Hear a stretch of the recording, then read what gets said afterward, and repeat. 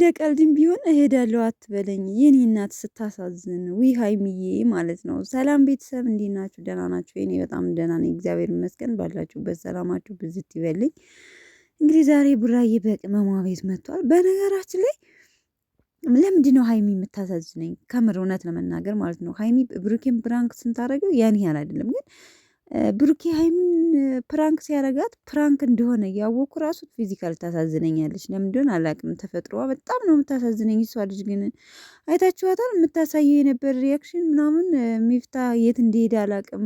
ይህንን ስጣት ብሎኝ ነው የሄደው ምናምን ሲል ልብሱን እኮ አወታቶ ይዞ ሂዷል። ምን ሆነ ነው አንተ? ቢያንስ ልብሱን እንኳን ይዘው ሂደህ ይዞ ሲዳት ነው እንዲ አታስቀረውም እንዴ ስትል የነበረው ፓርት ላይ በጣም ነው ያሳዘነችኝ። ካሜራው ደግሞ በአናቷ ላይ ነበር ሲቀርጻት የነበረው እና እኔ እናትም በይ ነው የምታመጣው። እኔ ለምን እንደሆነ አላውቅም።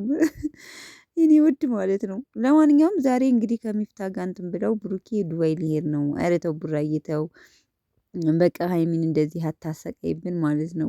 በነገራችን ላይ ከዚህ በፊት ደግሞ ሀይሚ ፕራንክ አድርገዋለች። ሌላ ቦታ ሂዳ ብሩኬ እንትን መናኸሪያ ሂዶ ምናምን ወድቆ ሲያለቅስ ሲንከራተት ምናምን ያ ፓርት በጣም ያሳዝን ነበረ። ሰው ዛሬ ብድር በብድር ትላላች። የመሄዱ ጉዳይ ማለት ነው፣ የመለያየቱ ጉዳይ ሰምታችኋል።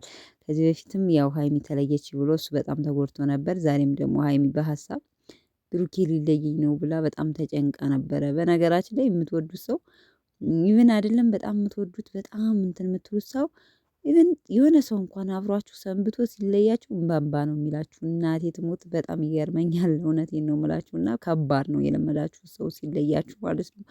እስከምትለምዱት ጊዜ በጣም ነው የሚጨንቃችሁ። እና አይደለም ፍቅረኛ አይደለም አብሮች የሚኖረው ህይወትሽ ማለት ነው። ብሩኬ እንግዲህ ብሩኬና ሀይሚ ሪሌሽናቸውን ሁላችንም እናውቃለን።